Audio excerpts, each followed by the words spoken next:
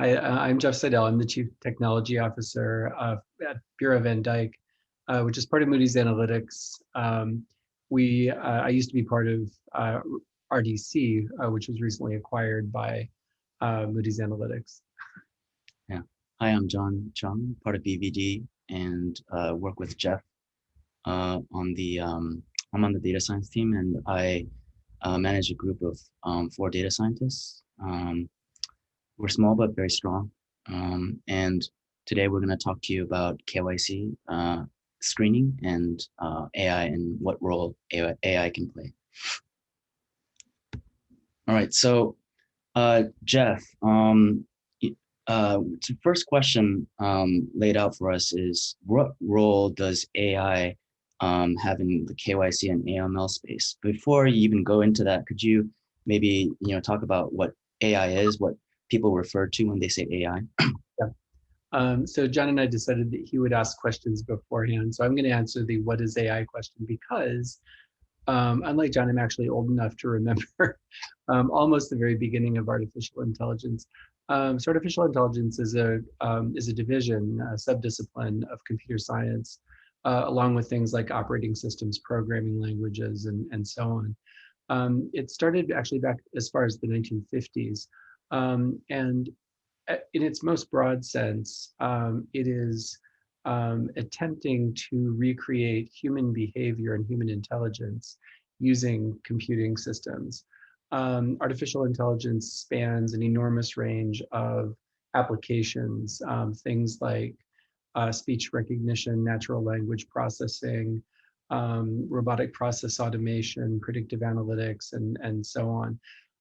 It's gone through sort of an interesting boom and bust cycle. In the very early days of artificial intelligence, they had the ideas, but they didn't have the techniques. They had the aspirations, but the computer scientists at the time had neither the advanced techniques that we have today, and most importantly, they didn't have the computing power. So if you think back, 50, 60 years ago, the computers were enormous and not very powerful. I've got way more computing power and capacity on my iPhone than they did on a lot of the computers back then. And one characteristic of artificial intelligence, whether you're trying to generate speech, understand speech, make predictions, things like that, is it takes an enormous amount of data and it takes an enormous amount of processing power. And so because the artificial intelligence researchers back in the 60s made these grand claims, and that's why we see labels like artificial intelligence, neural networks, natural language processing, machine learning. I mean, they all sound really amazing, but unfortunately, they overpromised and underdelivered. They simply couldn't produce the results that they had hoped to. And so, in the late 1960s, early 1970s, artificial intelligence went into what's called the AI winter, which means that the funding dried up primarily from the Defense Department and other government agencies.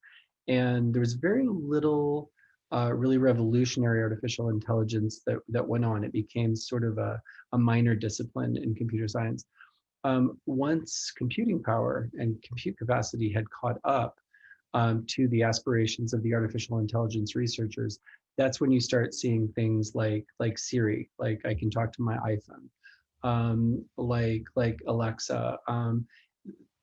So nowadays we're beginning to see real practical applications of artificial intelligence. What we're going to talk about mostly today is an area called predictive analytics. So it's training statistical models to mimic the decision-making behavior of human beings. And one important distinction is it does not mimic the reasoning of human beings. It simply makes the same decisions in the same way that humans have made in the past. So it doesn't do well with new situations, for example. It's not creative in any way. It's not problem solving. It is just making the same decisions that have been made before. I think that's a good transition into the next slide, which is, given the limitations that you laid out for the AI technology as it stands today, we're doing this presentation because we obviously see some value in using the current technology in the KYC AML space, though, could you maybe talk about that and how it relates to what we're doing with level 1 predictions? Yes. So some of the most valuable practical applications of artificial intelligence, and this is an example of machine learning, which is a subdiscipline of artificial intelligence, which is basically advanced statistical modeling with a lot of compute power and a lot of data behind it. But the practical application of machine learning is to mimic human decision making, like I mentioned before. So RDC, prior to our acquisition by Moody's and Bureau van Dijk, produced a product called AI Review. So for 15 or 20 years, we had recorded risk analysts' decisions about whether to send an alert on to one of our customers, who are primarily banks, because we might have seen a match between somebody who's in their portfolio and somebody who's in our database, who are mostly criminals who are associated with risk events. So if you have this kind of audit trail, if you have this long history of, looking at information and making a decision, looking at information, making a decision, and like I said, we had this for years and years. It's fairly straightforward, with a couple of caveats that I'll get into in a little bit. It's fairly straightforward to train a set of statistical models to mimic that decision-making behavior. The promise of this and the value, the benefit that comes from it, is that statistical models, if they're trained correctly, will mimic the behavior. So they'll basically do the same thing. They'll make the same decisions that the human beings did, but they'll make them more consistently because they don't have bad days. They don't make mistakes in the same way that people do. They don't come in tired or get distracted or something like that. And they also scale, right? So if you have 10 times as many decisions to be made, if you're using humans to make the decision, you need about 10 times as many people. For statistical models, you simply need a little bit more compute capacity, but they can basically churn out the decisions a lot more quickly. They also, or in greater capacity, they also do them much more quickly, right? Because we're talking about computing. So in the case of AI Review, the red dots on the left-hand side, so each dot represents a potential alert. The red dots are the true positives. Those are the ones that really should be sent on to one of our customers, like, you need to pay attention to this person because he's a money launderer or something like that. All the green dots are true negatives. So those are things that really shouldn't have been alerted on. But because we may have incomplete information, because we may be risk averse, the risk analysts will frequently send something along because they can't decide one way or the other.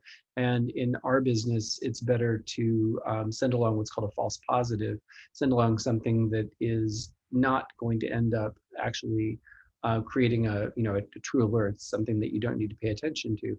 It's better to send that along and be safe rather than missing something and potentially banking a terrorist.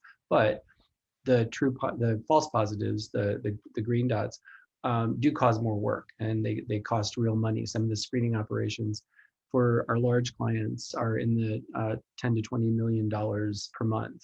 So by decreasing that amount of work, you can save real money. What we did with AI Review is train predictive models and tune them and tune the way that the output from them is used, so that we could successfully screen or filter out some of the false positives, the green dots. So they're actually things that our customer doesn't care about.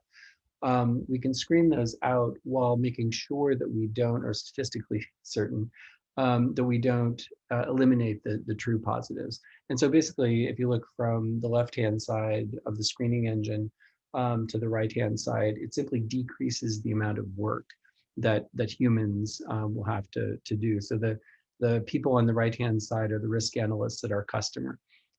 Prior to using AI Review, they would have had to pay attention to every single dot, the true positives and the false positives, or sorry, the true negatives and the true positives. They would have had to have paid attention to all of those, but the screening engine has filtered out a lot of the false positives.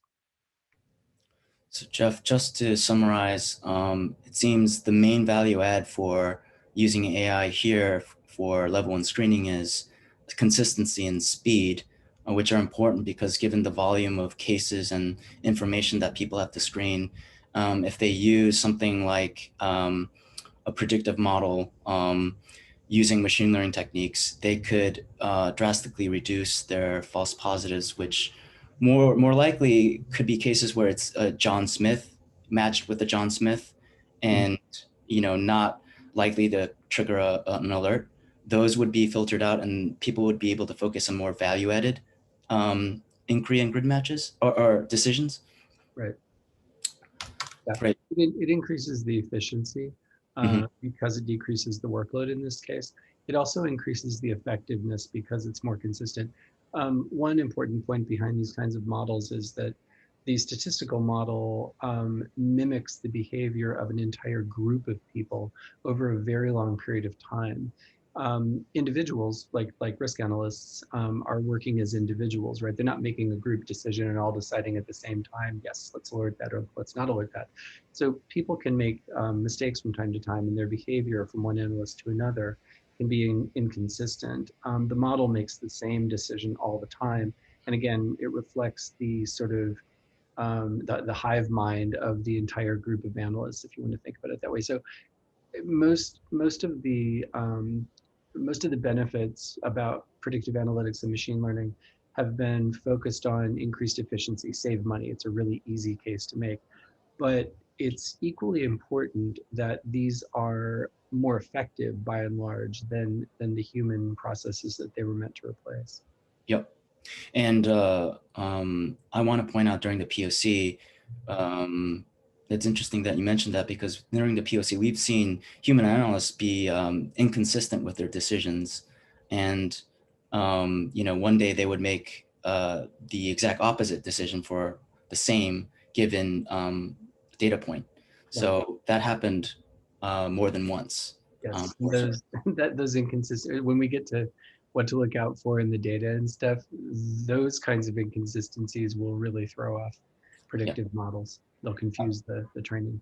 Yeah, that's a good segue into um, this slide. We can go back to the previous slide, but so you talked about how the machine learning model will, be a predictive model for a group of analysts. How do we then, tailor this model for, individual clients, say, a financial institution versus someone, some other client in a different industry that cares about different events? Yeah. So we were dealing with a number of constraints with AI review. One of which was that the behavior that each of our customers would see had to mimic the behavior that they wanted, right? So we have these things called ferns. It's basically a configuration of risk events and the stages of the risk events that I care about. And each of our customers may care about slightly different risk profiles or different types of risk events. Also, our customers' own analysts will behave slightly differently because they've been trained differently. And the challenge was to exhibit behavior that was tailored to each of the customers, and also to be able to perform a POC, a proof of concept, in a reasonable amount of time. So I think probably a lot of people that are going to be watching this have heard that, these predictive models will, paw through enormous amounts of data, and it can take weeks sometimes and massive amounts of computing infrastructure to train and fit a predictive model. We didn't want it to take weeks just to train a model for each of our customers. It costs a lot of money to supply that kind of compute capacity. And we wanted to be able to do the POCs very quickly. So one of the guys on John's team, I think it was probably Oliver, suggested that we use what's called a transfer learning model. So transfer learning, in this case, uses a global model that represents the behavior of all the risk analysts over a long period of time for all the customers. So it gives sort of an aggregate picture of what decision-making looks like by that entire group. The output from the global model is used as input to a customer-specific model or a firm-specific model. And the results are refined in a way that that mimics the decisions or the risk profile that that customer has. And transfer learning models, if they're used correctly, are extremely accurate and very powerful. And they have the benefit, well, not only of producing results that are tailored to each of the recipients, but also the local models, the small models, the firm-specific models, only need a little bit of data. So we could typically train a user-specific or firm-specific model in a week or two, whereas the global model would take days or even weeks to train. This is the same approach, by the way, that Google uses for their priority inbox for Gmail. We had to, we had to take it and change it a lot and modify it. But by and large, people's behavior when they're reading emails is similar, but not identical. Each user considers certain things to be more important and in a different way than other users. And so it's similar enough to our problem that we could use the same approach. Oh, great. Also, we've been talking about predictive models. Just wanted to point out, our model, is a probabilistic model. So for the listeners, the output is a probability distribution, and there's certain benefits to that. Jeff, I don't know if you want to talk about that and the benefits that it can bring instead of a discrete output, such as binary classification as simple as alert or no match. Yeah, So what it's a can you, little it's a little bit subtle. So I'll try to sort of point out the subtleties. The predictive models are statistical models, and so they produce a prediction, but the prediction is a probability that a person would have made one decision or another, right? So in our case, what's called a no match, I'm not going to alert on this, is represented as a 0 with perfect confidence, and a match with perfect confidence is represented in as a 1. Most of the predictions that we see being produced from inquiries are not 0 or 1. There's something in between. What that something in between represents is whether or not a risk analyst would have alerted or produced an alert or created an alert based on that input. It's not whether or not it's right, right?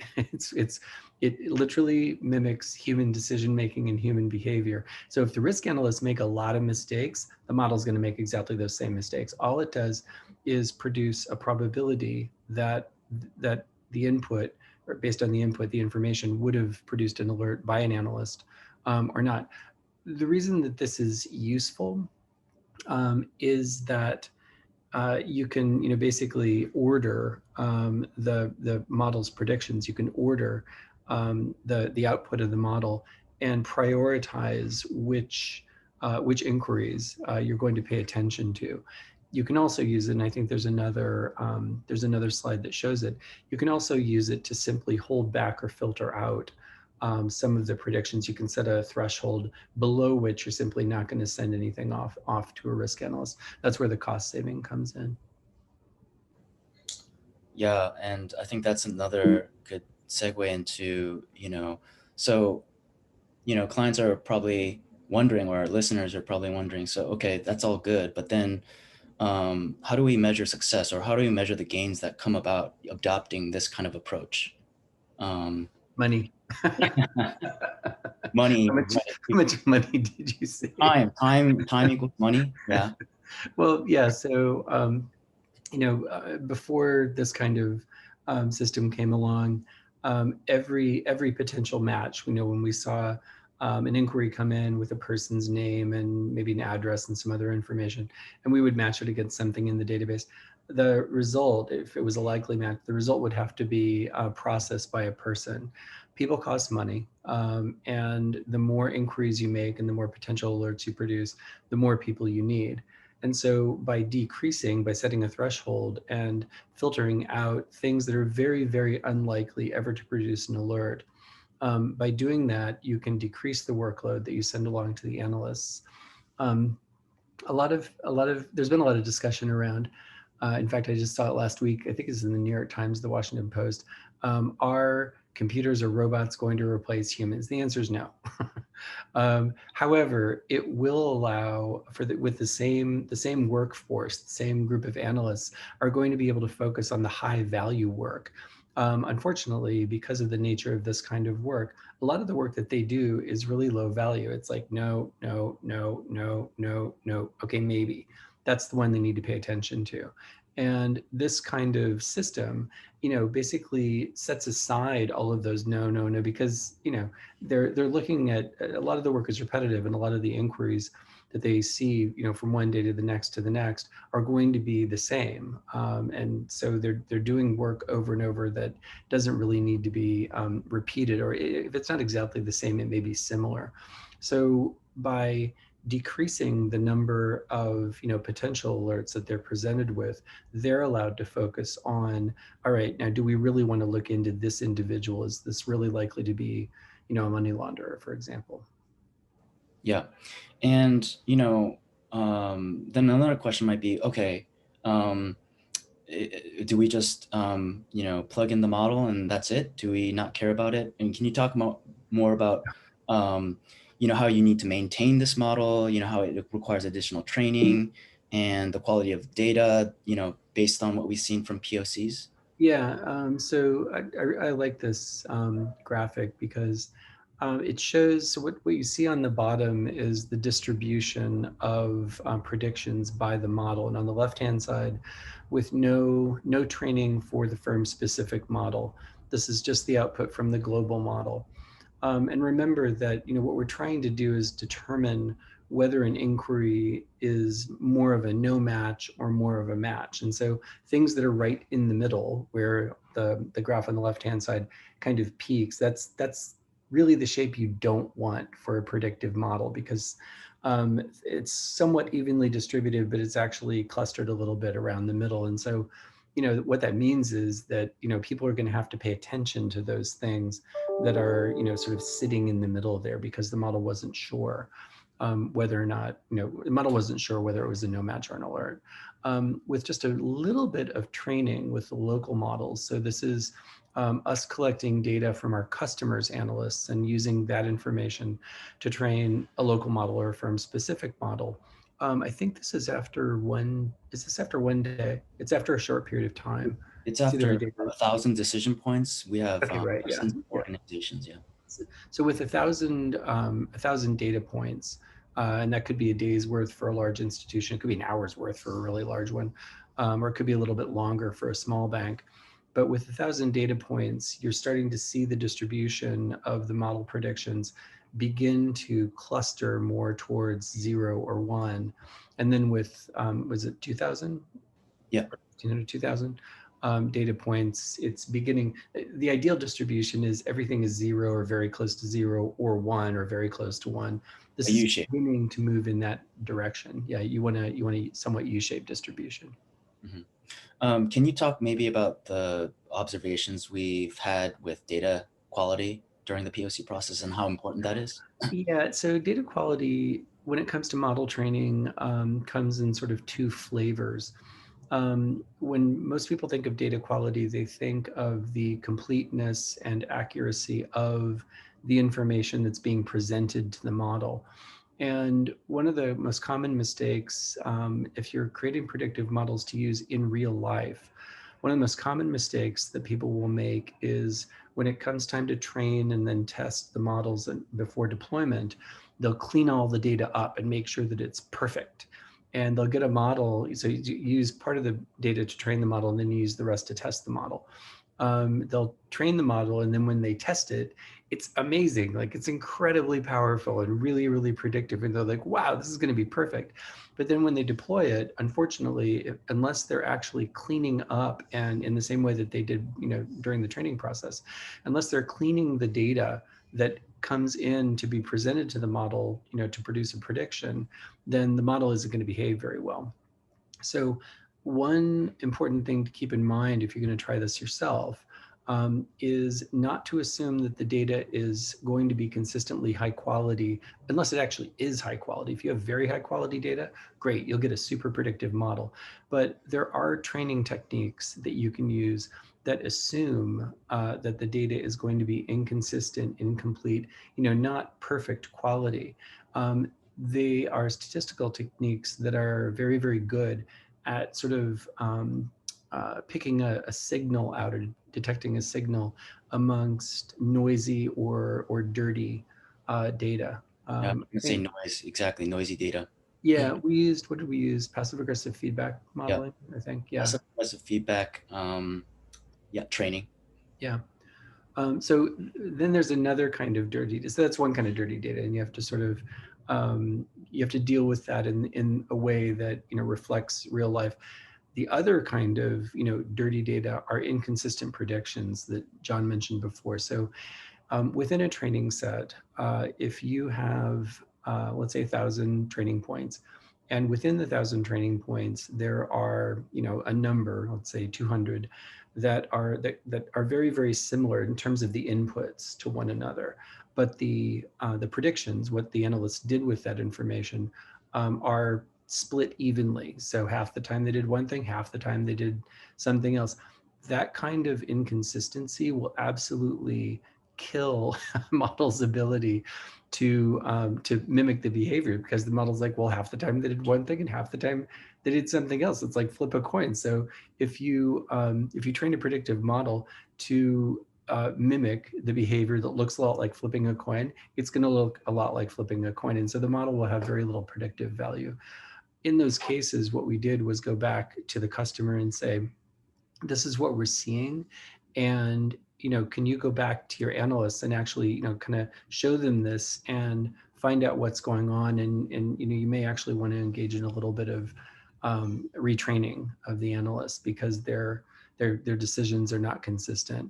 I mean, just to take a step back, we're talking about customer screening. Consistency is important.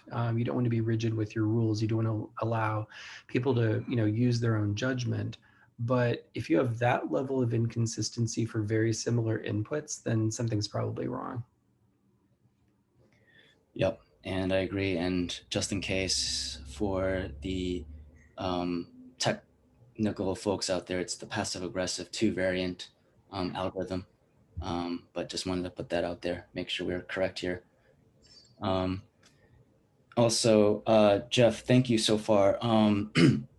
Next, I want to ask you, you know how in the machine learning world, we all say that there's a trade-off between explainability and the accuracy of the model. So deep learning models have been known to improve accuracy.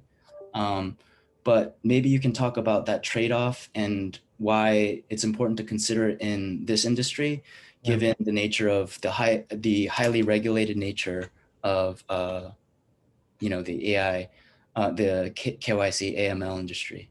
Yeah, so predictive analytics are frequently, or probably most commonly used for things like ad placement. Google Ads or Facebook or something like that will use AI models to determine what content or what advertisements to put in front of you. If the model makes a mistake, well, okay, then maybe you won't click on the ad. In heavily regulated industries like this, where you're talking about a process that is itself the result of legislation, right? It has to be done in a certain way, and you have to show certain quality controls in your screening process or customer onboarding process. In those instances, you really cannot afford to have what's called a black box model. You can't just train a statistical model. Statistical models, by the way, are nothing more than large arrays of coefficients, really.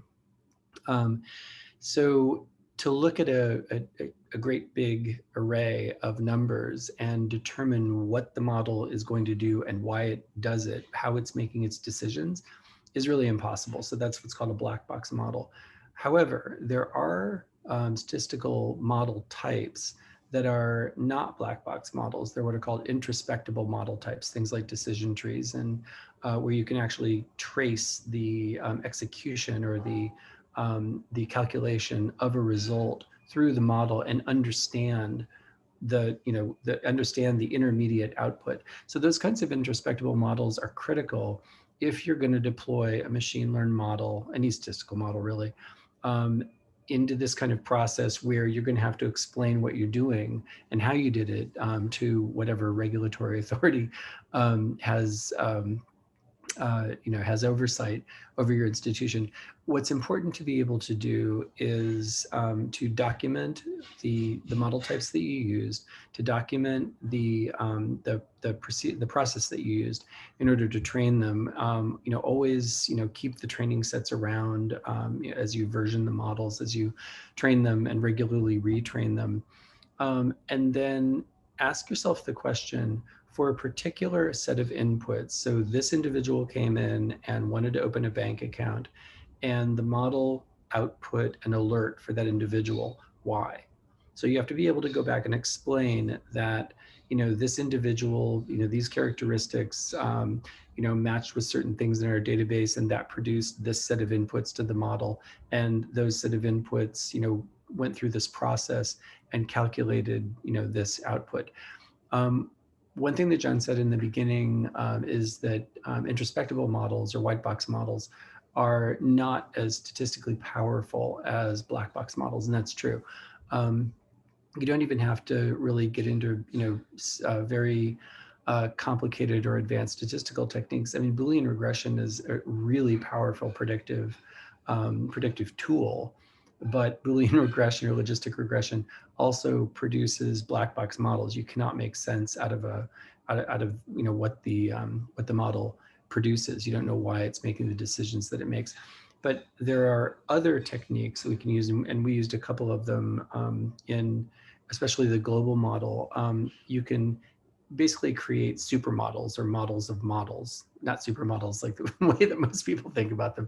You can create models of models, or it's called a voting, or what's the other word for it? It's a voting model, or the global model is an example of a consensus model. So if you have, hundreds of individual decision tree models, for example, each of them is going to produce a prediction, and then you basically allow them to vote, and whether the prediction reflects you want the prediction of the consensus model to reflect the majority of the models that made up the supermodel or the consensus model. I didn't explain that very well. Yeah, no, I think this is a complex topic. I mean, I think also it's worth noting that, there's a debate about what black box actually means. Some will debate that, deep learning neural nets are actually transparent. Um, Depending on your definition of what black box is, they will say, even though it's a stochastic model, if you, initialize with the same uh, weights, you can pretty much get a deterministic outcome. But I think that's more of a philosophical conversation to be had about what people mean by black It box. is, and it's very much a debate within the data science community. But understand that the regulators, although a lot of them do have data scientists who work for them, the regulators, when the examiners come and ask questions, typically they're not bringing a data scientist with them. Sometimes they might, but usually they won't. They're going to ask questions like, "Prove to me that your model does not make decisions based on race," right? Because that's illegal. "Show me that your model for this individual will produce a positive, because that's clearly a terrorist," right? Things like that. So you have to be very, very practical in the way that you are prepared to explain what your models do and how they do them. Just to take a step back, the most important thing that you can do in terms of model governance is to make it a dedicated function within your organization. You should have one or a few people whose full-time job it is to oversee the training, testing, deployment, and management of the model inventory, right? And they don't necessarily have to be data scientists, but they do have to understand the sort of conjunction between predictive analytics and regulatory oversight, right? And so, for example, at Bureau Van Dyke, at Moody's Analytics, We have one individual whose job it is to maintain the model inventory, make sure the models are versioned correctly, and also to oversee the interactions that we do have with regulators. A few other things that you see on this slide. So because models are statistical in nature, the safeguards that you put around them that would be similar to sort of safeguards around a process. So if you have a human-based process, if you have 1,000 analysts all making decisions, you might in some cases have secondary analysts that sample the work that the analysts produce, the output that they produced, just to check their work. How many of those secondary analysts you have or how much rework you do depends on your risk tolerance, because that's extra work and extra people and extra money. You can take similar approaches and even do some things that are very difficult to do with people with machine learned models. So one thing is model monitoring. So basically, if a model is producing predictions, and some of those predictions are what are called predicted negatives or no match. So these are things that we predict that the analysts would not alert. So we're going to hold those back. And then the matches or the positive predicted positives, these are the ones that we worry about because there might be a true positive in there, right? So there might be something that we shouldn't have held back. So what we do is we allow a sample of those to go through, and we track it, and we track what the analyst did with that input, with that same potential alert. If the analyst alerted it and we had held it back, then that it goes through a process where we basically verify, are you sure, is this really an alert? And if it really was an alert, which means that it would have been a false positive, then we go back and re-examine the model training set and basically try to get to a root cause of why it happened and ensure that it doesn't happen again. This is called model monitoring. And what it is a way of pushing the residual likelihood or residual probability of a false positive, sorry, a false negative, down as close to zero or down to a level that is within statistical risk limits, right? So risk tolerance. You can't ever actually get it to zero unless you literally let everything through, right? And then you've sort of defeated the purpose of this approach in the first place. Yeah, thanks for that, Jeff. I think that's a good now transition to, we talked about some of the model auditing techniques. What do you think going forth or right now, some of the questions that the regulators could be asking for someone who is deploying a machine learning model to do level 1 screening? And just full disclosure, I used to work for the Federal Reserve Bank of New York. I was not myself an examiner, but I did work closely with supervision. What they want to see, and I'm not speaking on their behalf, but in my opinion, what they want to see is that you've thought about it and that you've put a process and an organization in place and a set of controls in place, so that you've matched the controls to the risk tolerance of your organization, and that you can communicate that risk tolerance and those controls, communicate those to a regulator. So for example, for a particular model or set of models, you can say our risk tolerance in this case is 0.00001 percent probability of a false negative, right? And we've put these controls in place statistically. That is the likelihood that we would produce a false negative under these circumstances. You also have to, show them, to go back to the previous slide, you have to do regular model retraining. I mean, the world does change around us. If you train a model, you're looking at human decision-making that was done over a finite period of time. If if you keep that model around and it's 5 years later, well, things might have changed. The nature of criminal activity might have changed. The nature of the people in your portfolio might have changed. The behavior of your own analysts might have changed.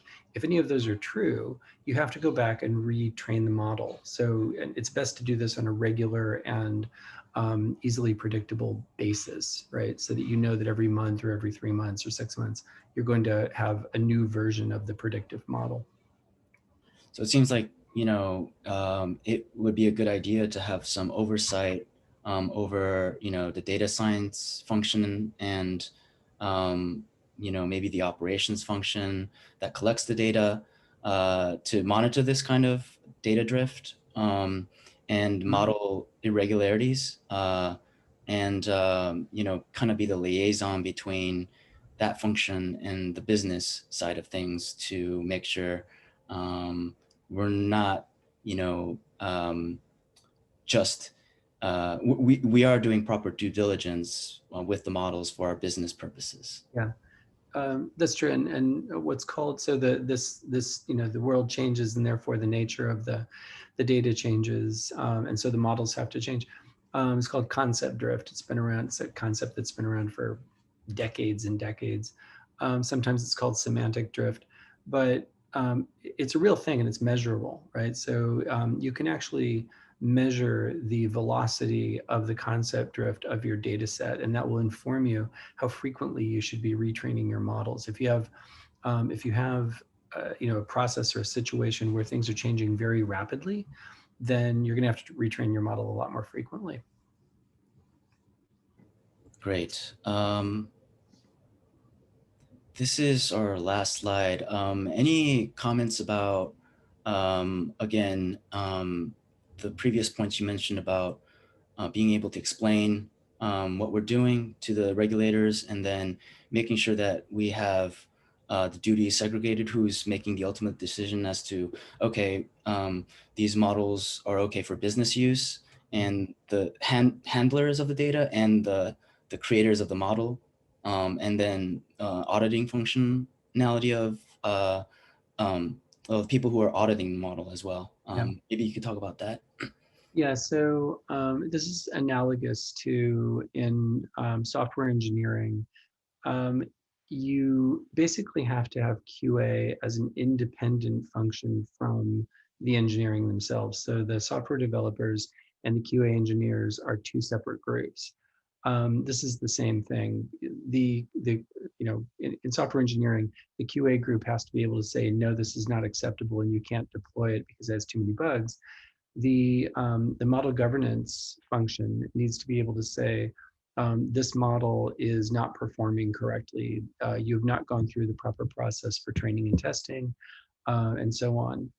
That individual is also responsible for maintaining the inventory of models. If you're going to do regular model retraining, then you will have old models, right? And those old models will have been used to make predictions during a certain period of time, and you have to make sure that you've saved them and their training sets and their test sets and whatever code you use to generate the model in the first place. All of that has to be archived, because you have to have the ability under regulatory scrutiny to go back and say, this prediction or this set of predictions was done using this model. Here's the train and test set. Here's the code that was used to produce it, et cetera. You have to be able to kind of replay history and show what you did to be able to explain why you did it. Model monitoring, we talked about before, so that's letting through some of the negatives to make sure that the false negative rate is probability is driven down low enough. So Great. Final question, Jeff. What if someone wants to use machine learning to tackle level 1 KYC? What would you say would the next steps be for that group? I would say to look at these look at the viability of whether or not you have enough data and enough consistent data to be able to train a set of models. Um, the the and you do have to have data science capabilities, obviously. Now, no, this is no slam on the data science group, who are extremely smart and much better at data science than I'll ever be. But the kinds of statistical techniques and the kinds of modeling techniques that you can bring to bear on these are pretty well accepted and well understood. So these are not like the bleeding edge of data science. This is what I call practical data science. It's useful, it's well understood, it's widely deployed. It's becoming kind of like Java as a programming language. Everybody's beginning to use them, and that's a good thing, because the more widely used they are, the more the more widely accepted they'll be by regulators and by the public. If you're going to do this yourself, don't make the rookie mistakes. Don't clean up all your data. Assume that you're going to to have to make predictions based on dirty, sometimes inconsistent data, and make sure that you are going to pass regulatory scrutiny. So you just make sure you've got all the building blocks and the pieces, the people, the processes, and so on in place, or at least that you have a plan to put them in place by the time you actually deploy a model and begin to use it to make decisions that prior to them had been made by people. Last plug for Jeff. So what do you say to people who don't have the data and quality labeled data? What options do they have if they don't even have a data engineering or data science team? This question came up at ACFCS before. So I think it might warrant an answer here, because some listeners might have the same question. But what options do they have, aside from trying to do that themselves? Could they partner with, people Well, like the us? obvious answer is, use RDC or use Yeah. Bureau Van Dyke and use AI review, Mhm. which is true. I mean, that basically becomes a build versus buy decision, right? So, is it going to be, better from a financial point of view and a strategic point of view, to hire the capability in-house and make sure that you've got all the pieces in place that we talked about during this presentation, or and look at sort of cost that out, and is that consistent with the direction that you want to take as an organization? You're gonna invest money in predictive analytics and data science because it has strategic value to you, or you just want to make your screening operation more efficient, and it may be better just to use a commercial product or service like AI review. Great. That's all the questions I had, Jeff. There's many more questions I have for you, such as does unsupervised learning have a place here, and more philosophical discussions on what black box means for fun. But we'll leave that for another day. Okay, so we'll do a geeky deep dive into some of the Wonkish, yeah, deep dive, yeah. we should do a follow-up one of these. Yep. Yeah, it All was fun. right, great. Jeff, thank you so much. This is fun. Okay, thanks, Jen.